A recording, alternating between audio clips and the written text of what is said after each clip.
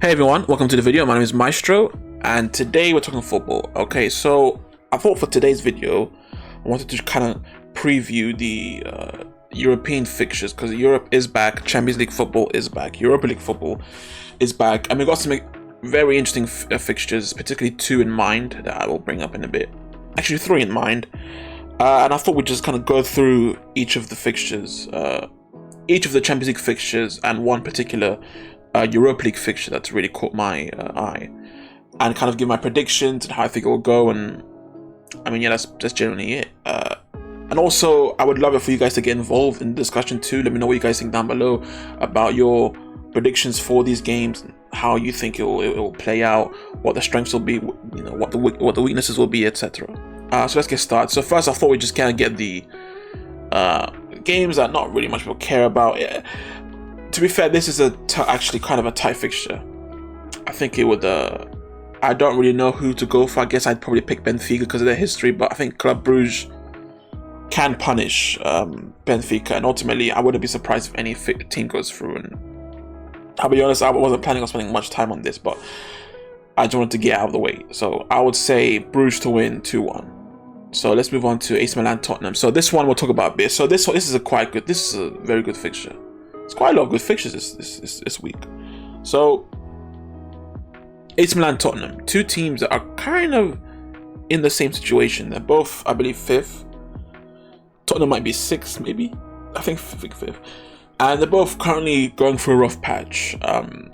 AC Milan, I mean, correct me if I'm wrong, but did they not win the league last year? Am I wrong there?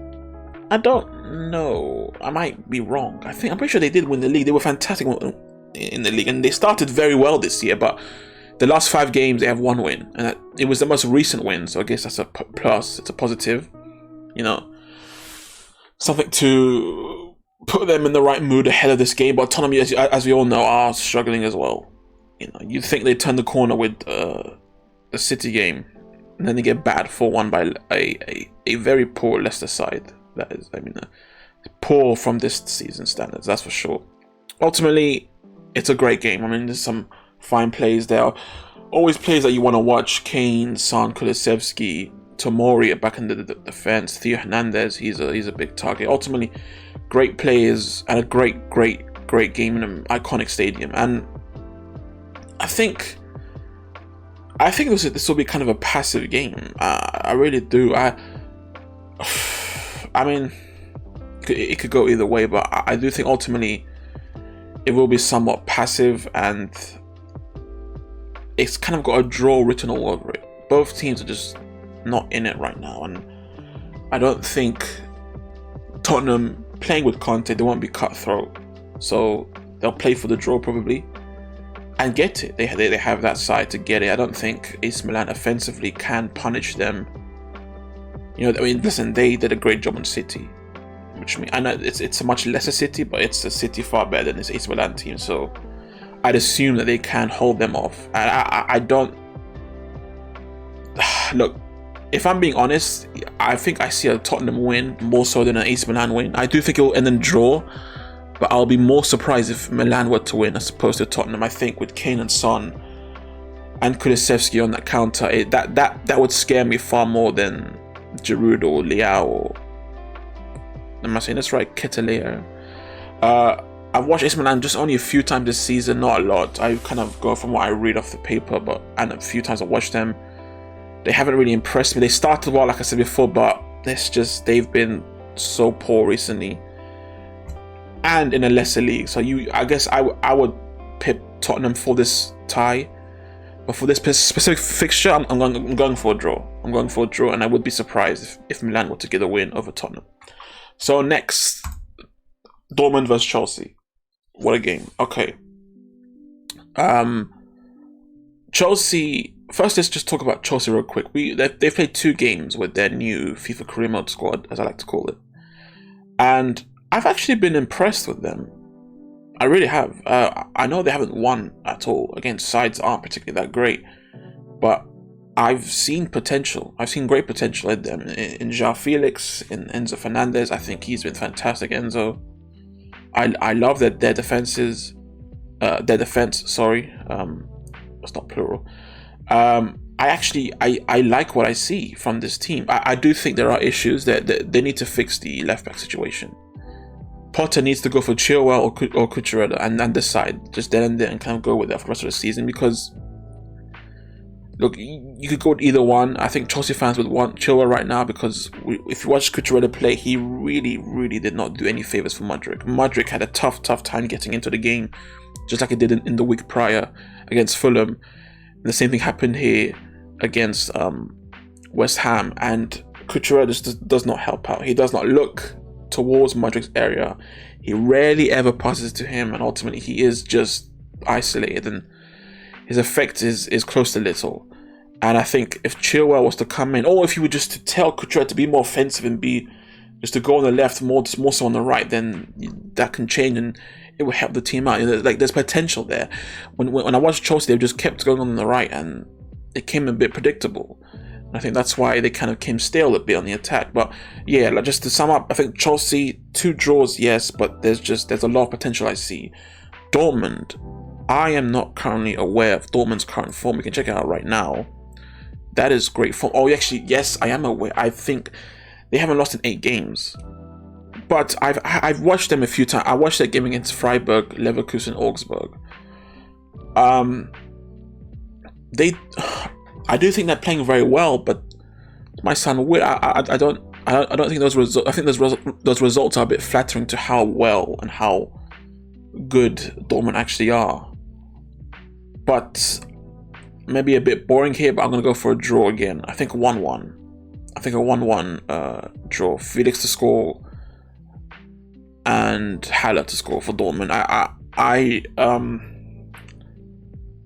I just look. I think both teams are somewhat at a similar level. I think, of course, Chelsea's potential is far higher than Dortmund's, but I think this is a game. If this was at Stamford Bridge, and if this team had more time, Chelsea, to mesh together, then I would definitely say a Chelsea win.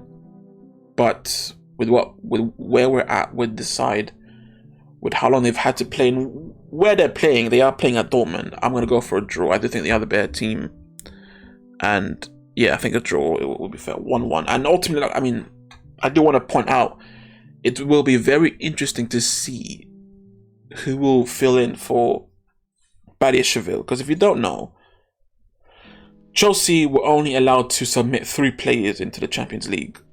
Of all their transfers, there was only space for 3, and those 3 were Enzo Fernandez, Mudryk, and João Felix. And Madueke, I guess. I think it was 4 choices. I'm not entirely sure why. Look, long story short, Badiashile was not eligible for the Champions League, so he's not here. And it's interesting to know who will replace him. Now, Fofana is still out. I believe Koulibaly is still fit. Chalobah is there. Koulibaly has been poor. I mean, there's a reason why they bought Badiashile. There's a reason why they bought Fofana.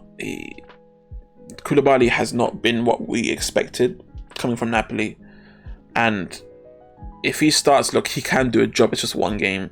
He can do a job. He's still a good player, I think, Koulibaly. But Chalobah, I think also, when you have Silva right there with you, you should be fine. You should be fine. I think they'll make do. And listen, Bellingham.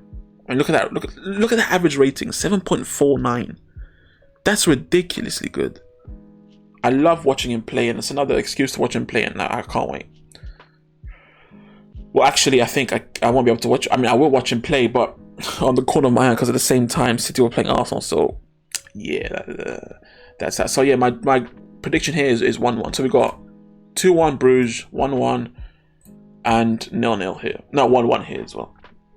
Actually, no, I'm going to go for 0-0. And here is the final Champions League match of the week. So,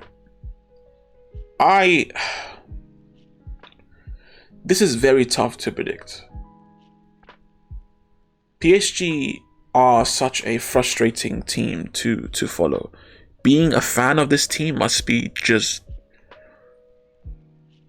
tough. Extremely tough.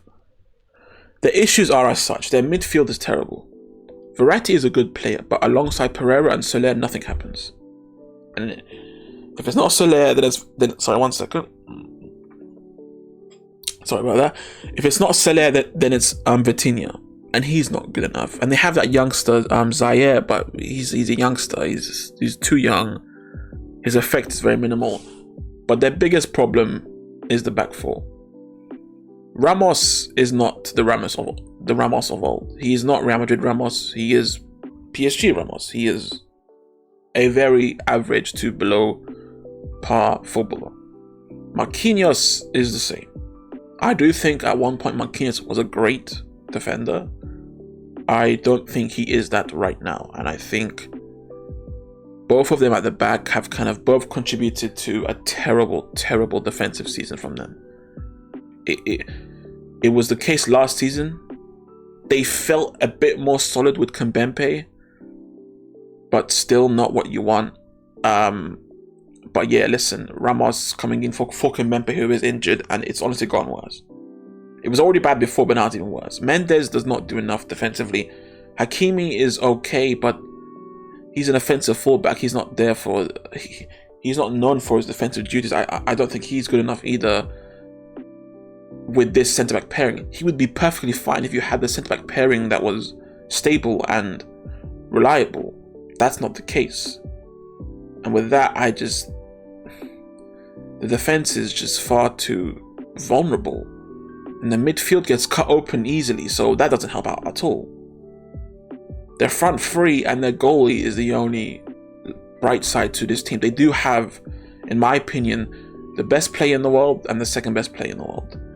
And Mbappe and Messi. When you watch them in the Champions League this season, you're thinking to yourself, well, at least I'm thinking to myself, these are the two best players in the world. Surely they should win the Champions League.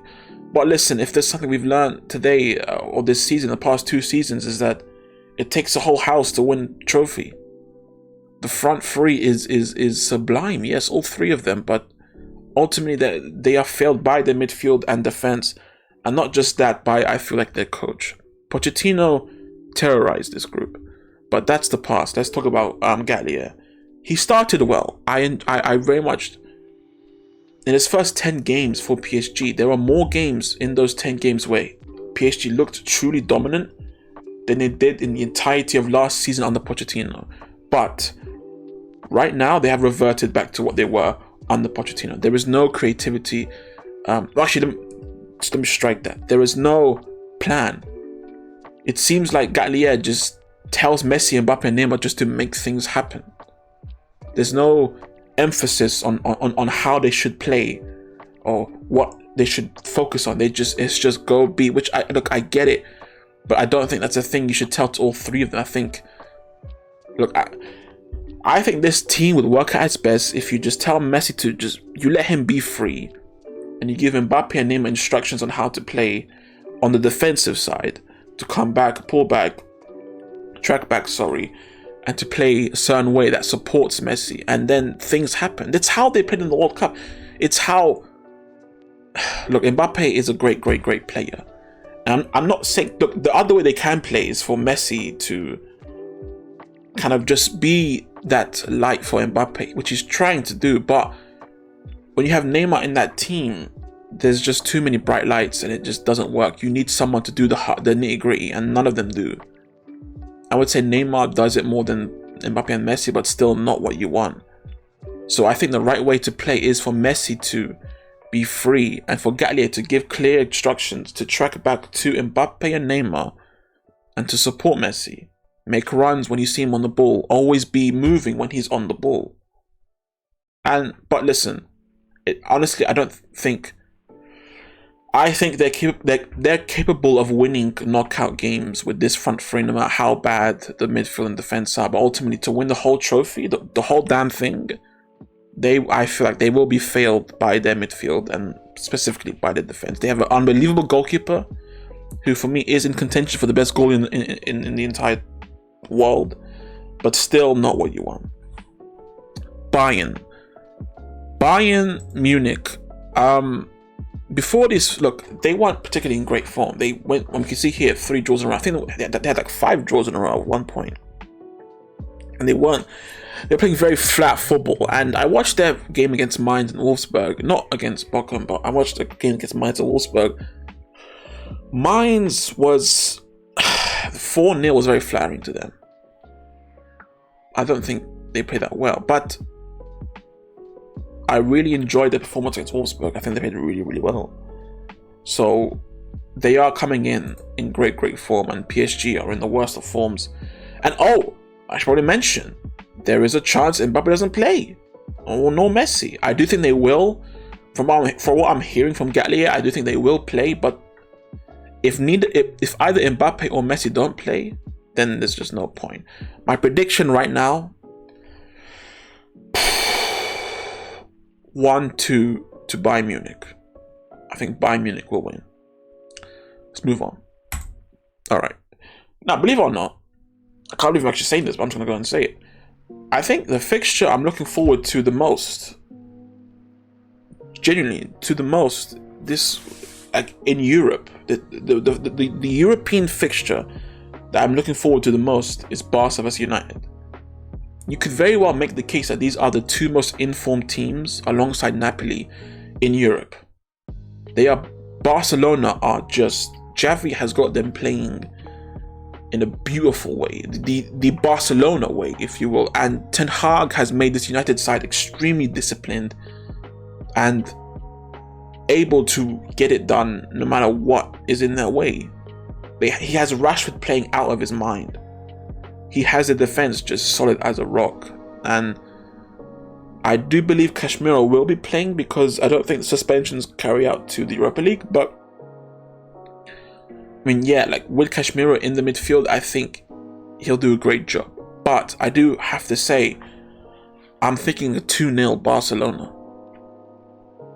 Look, they are just, Man United have been great, and like I said before, they are, I think, one of the 3 most informed teams in world football right now, alongside Barcelona and Napoli. But I think Barcelona are on a different level right now. They are playing fantastic. Look, it's not sky high, they're not miles ahead, but I do think they are currently better, and it's at the Nou Camp.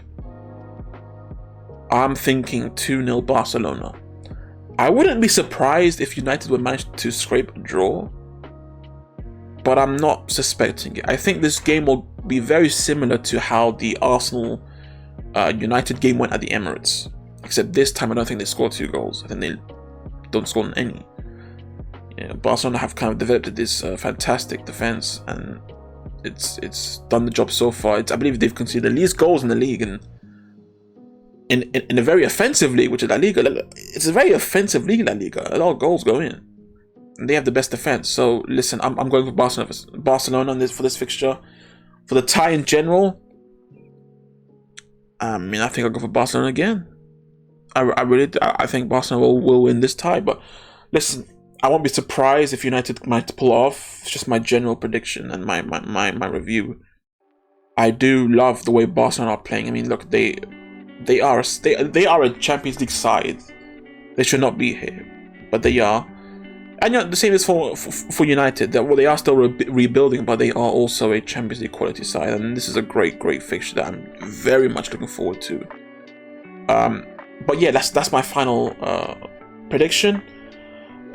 This video kind of dragged on far too long, but that is the video. And let me know what you guys think down below. What tie do you look forward to the most? What fixture? What are your predictions for it? Particularly this fixture and PSG Bayern. These 2 fixtures, which ones? Those 2 are the ones I really want to know what you guys think about them, especially about PSG and their general situation, if they can possibly handle Bayern Munich, because Bayern Munich aren't doing particularly great themselves, but listen, they're sky high compared to PSG. So let me know what you guys think down below. Please like if you enjoyed. Please subscribe for more. It really helps out. Please take care of yourself. Have a great day.